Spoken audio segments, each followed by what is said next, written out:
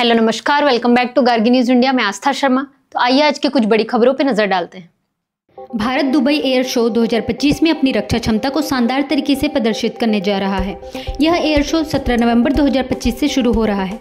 इस बार के शो में इंडिया पवेलियन खास आकर्षण होगा, जहां भारत की कई प्रमुख रक्षा और तकनीकी कंपनियां अपनी नई नई तकनीकों और हथियार प्रणालियों को दिखाएंगी।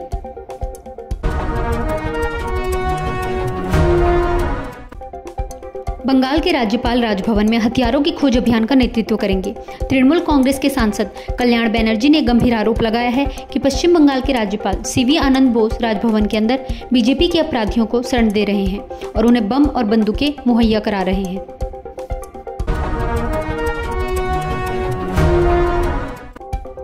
सुप्रीम कोर्ट का बड़ा आदेश, उत्तराखंड को कॉर्बेट टाइगर रिजर्व बहाल करने का निर्देश। सुप्रीम कोर्ट ने उत्तराखंड सरकार को कॉर्बेट टाइगर रिजर्व में हुई अवैध पेड़ कटाई और अनाधिकृत निर्माणों पर कड़ी कार्रवाई करने का निर्देश दिया है। कोर्ट ने स्पष्ट कहा कि राज्य सरकार अब रिजर्व को पूरी तरह बहाल और मरम्मत करने के लिए जिम्मेदार है।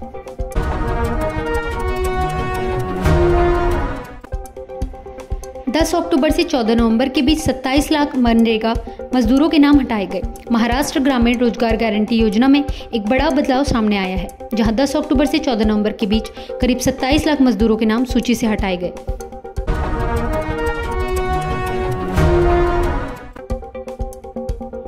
FEMA केस में अनिल अंबानी दूसरी बार ईडी के समन पर नहीं हुए पेश। कहा, मैं वर्चुअली बयान देने को तैयार। FEMA मामले में कारोबारी अनिल अंबानी दूसरी बार प्रवर्तन निदेशालय के समन पर हाजिर नहीं हुए। सूत्रों के अनुसार अनिल अंबानी ने ईडी को बताया कि वह वर्चुअल मोड के जरिए बयान देने के लिए तैयार हैं।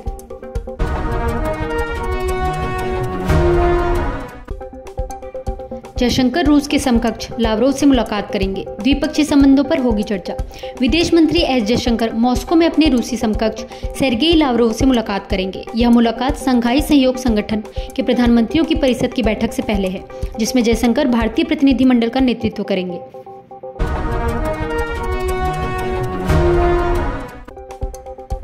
विदेश मंत्री एस जयशंकर ने कतर के शीर्ष नेतृत्व से मुलाकात की। द्विपक्षीय संबंधों और वैश्विक मुद्दों पर चर्चा की। भारत कतर के द्विपक्षीय संबंधों, रणनीतिक साझेदारी और कई वैश्विक मुद्दों पर विस्तृत बातचीत हुई।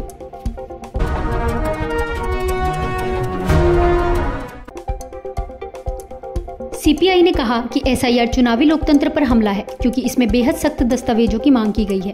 पार्टी के अनुसार SIR पुराने 2002 के बेसलाइन पर आधारित है, जो आज की स्थिति से मेल नहीं खाता।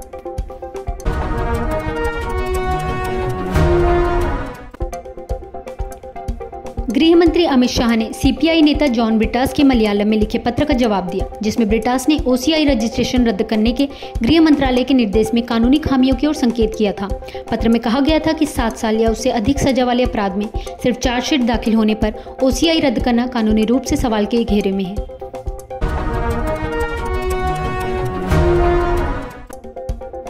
कांग्रेस नेता शशि थरूर ने असम मंत्री अशोक सिंघल की बिहार अप्रूव्स गोभी फार्मिंग वाली पोस्ट की निंदा की, जिसमें गोभी के खेत की तस्वीर साझा की गई थी।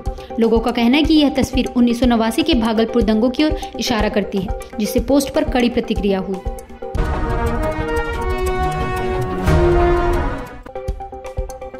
कांग्रेस ने उन 12 राज्यों और केंद्र शासित क्षेत्रों के शीर्ष पदाधिकारियों की बैठक बुलाई है, जहां SIR प्रक्रिया चल रही है। शुक्रवार को राहुल गांधी ने बिहार चुनाव परिणामों को चौंकाने वाला बताया और कहा कि चुनाव शुरू से ही निष्पक्ष नहीं थे।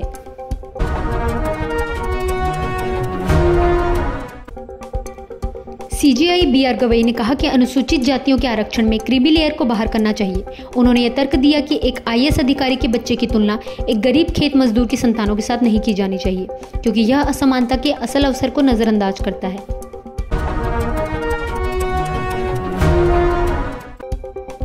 बांग्लादेश की पूर्व प्रधानमंत्री शेख हसीना ने मानवता के खिलाफ अपराधों के मुकदमे में उन्हें दोषी ठहराए जाने की निंदा की है।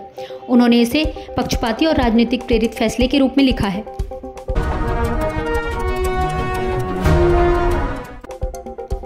बांग्लादेश सरकार ने भारत से अनुरोध किया है कि पूर्व प्रधानमंत्री शेख हसीना को उनके खिलाफ चल रहे मामले में हवाले किया जाए।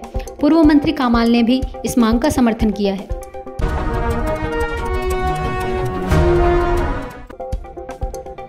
सऊदी उमराह बस हादसे पर तेलंगाना CM रेवंत रेड्डी ने CS और DGP को भारतीय दूतावास से समन्वय करने का निर्देश दिया। तेलंगाना सरकार ने हादसे से प्रभावित परिवारों की मदद के लिए सचिवालय में कंट्रोल रूम स्थापित किया है।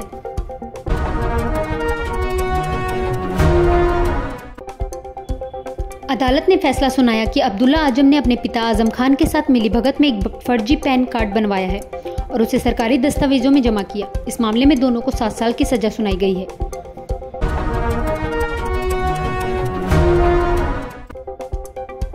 पूर्व भारतीय स्पिनर हरभजन सिंह ने कोलकाता में दक्षिण अफ्रीका के खिलाफ पहले टेस्ट मैच में हार के बाद पिच की तीखी आलोचना करते हुए कहा, उन्होंने टेस्ट क्रिकेट को पूरी तरह नष्ट कर दिया है। RIP test cricket.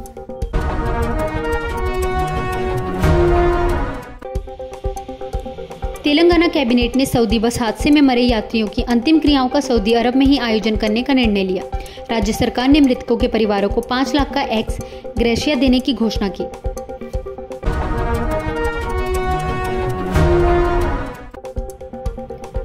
बाल ठाकरे पुण्यतिथि पर उद्धव और राज ठाकरे ने शिवाजी पार्क मेमोरियल पर साझा एकता का संदेश दिया। कभी कट्टर प्रतिद्वंदी रहे चचेरे भाइयों उद्धव ठाकरे और राज ठाकरे ने स्थानीय निकाय चुनावों से पहले शिवाजी पार्क में बाल ठाकरे को श्रद्धांजलि देते हुए अपनी जुड़ाव की झलक दिखाई।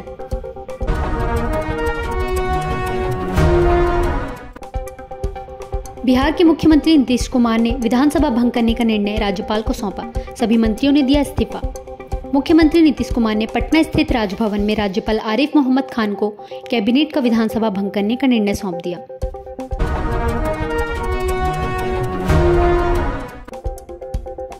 कुमार संगकारा फिर बने राजस्थान रॉयल्स के हेड कोच। राजस्थान रॉयल्स ने कुमार संगकारा को दोबारा अपना हेड कोच नियुक्त किया है।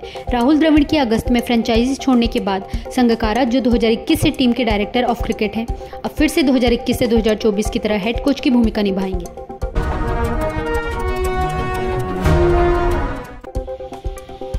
टाइटन इनटेक ने आंध्र प्रदेश सरकार के साथ एक MOU पर हस्ताक्षर किए हैं, जिसके तहत कंपनी 250 करोड़ का निवेश करेगी। यह प्रोजेक्ट 20 एकड़ के इंडस्ट्रियल साइट पर एक इलेक्ट्रॉनिक्स मैन्युफैक्चरिंग क्लस्टर के भीतर विकसित किया जाएगा।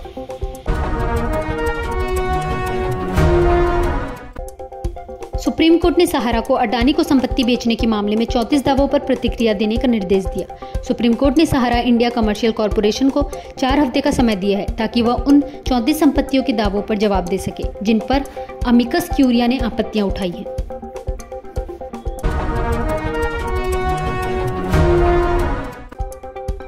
असदुद्दीन ओवैसी ने कहा कि उन्होंने विदेश मंत्रालय के अधिकारियों, जिनमें deputy chief of mission Abu Maithon George भी शामिल हैं, से बात की है ताकि प्रभावित लोगों को आवश्यक सहायता तुरंत उपलब्ध कराई जा सके।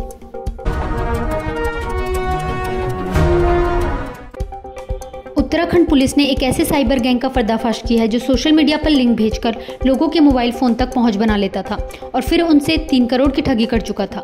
पुलिस ने गैंग के सदस्यों को हिरासत में लेकर आगे की कार्रवाई शुरू कर दी है।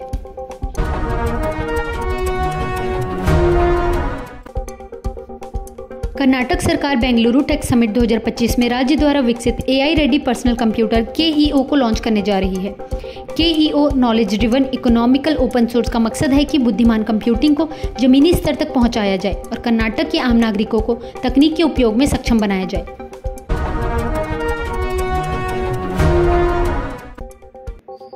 भारतीय तेल कंपनियों ने पहली बार अमेरिका से LPG आयात का सौदा किया। भारत के पेट्रोलियम मंत्री हरदीप सिंह पुरी ने बताया कि भारतीय तेल कंपनियों ने इतिहास में पहली बार अमेरिकी LPG लिक्विफाइड पेट्रोलियम गैस को भारत में आयात करने का एक स्ट्रक्चर्ड कॉन्ट्रैक्ट किया है।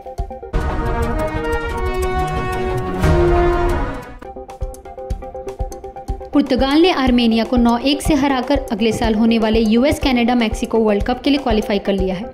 इस जीत के साथ क्रिस्टियानो रोनाल्डो अब अपने करियर का रिकॉर्ड 6वां फुटबॉल वर्ल्ड कप खेलने के लिए तैयार है।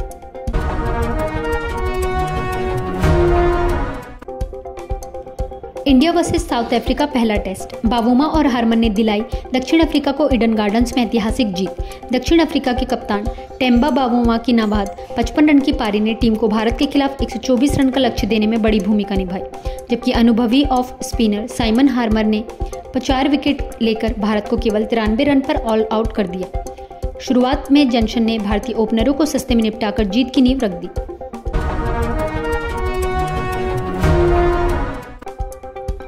सुप्रीम कोर्ट ने कहा कि दिल्ली की हवा में मौजूद जहरीलापन को कम करने के लिए लंबी अवधि की नीति जरूरी है। अदालत ने स्पष्ट किया कि समाधान ऐसा होना चाहिए जो मजदूरों और दिहाड़ी कामगारों की आजीविका पर असर न डाले, इसलिए ग्रैब को अस्थायी रूप से लागू करना सही उपाय नहीं है।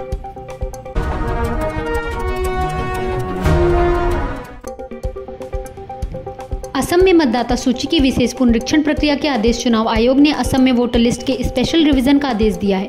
22 नवंबर से 20 दिसंबर तक घर घर सत्यापन होगा।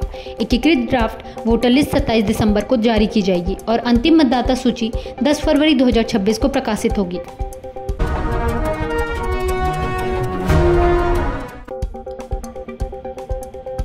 शेख हसीना पर फैसला। बांग्लादेश ने भारत से की हसीना और पूर्व मंत्री कमाल को सौंपने की मांग। बांग्लादेश सरकार ने भारत से पूर्व प्रधानमंत्री शेख हसीना और पूर्व मंत्री कमाल को अपने हवाले करने की औपचारिक मांग की है।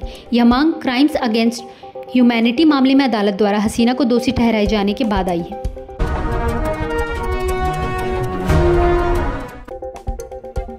सूचना एवं प्रसारण मंत्रालय ने प्रिंट मीडिया विज्ञापनों की दरों में 26% बढ़ोतरी मंजूर की। मंत्रालय ने यह भी बताया कि समिति की उन सिफारिशों को भी स्वीकार किया गया है जिनमें कलर विज्ञापनों के लिए प्रीमियम रेट और प्रेफरेंशियल पोजीशनिंग देने का सुझाव दिया गया था।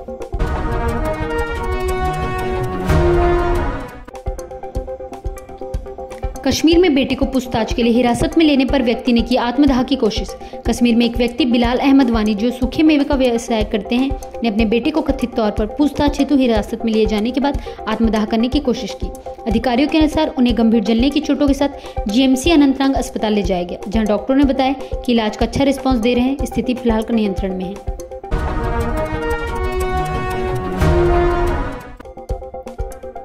त्योहार के सीजन में सोने की आयात बढ़ने से भारत का अक्टूबर 2025 व्यापार घटा 141% बढ़कर 21.8 अरब डॉलर पहुंचा।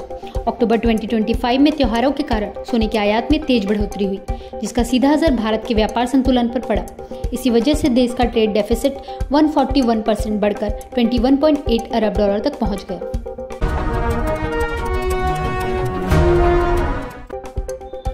जेकेएसए का आरोप है कि दिल्ली के लाल किला ब्लास्ट के बाद उत्तरी राज्यों में कश्मीरी छात्रों को प्रोफाइलिंग, बेदखली और डराने धमकाने का सामना करना पड़ रहा है। संगठन ने पीएम मोदी से हस्तक्षेप कर समुदाय के खिलाफ हो रही बदनाम करने की मुहिम को रोकने की अपील की है।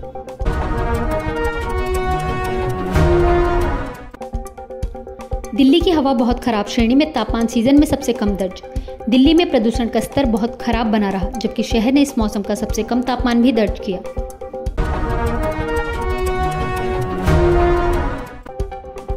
पैंतालीस तीर्थयात्रियों की मौत से हैदराबाद में मातम। अंतिम संस्कार सऊदी में ही किया जाएगा। हादसा उस समय हुआ जब हफ्ता भर मक्का में बिताने के बाद तीर्थयात्री सोमवार तड़के मदीना जा रहे थे, तभी उनकी बस एक डीजल टैंकर से टकरा गई। इस दर्दनाक दुर्घटना में 45 लोगों की मौत हो गई, जिससे हैदराबाद के कई घरों में शोक की लहर फैल गई है। तो ये थी आज की कुछ बड़ी खबरें। बने रहिए गार्गी न्यूज इंडिया के साथ। मैं आस्था शर्मा, धन्यवाद।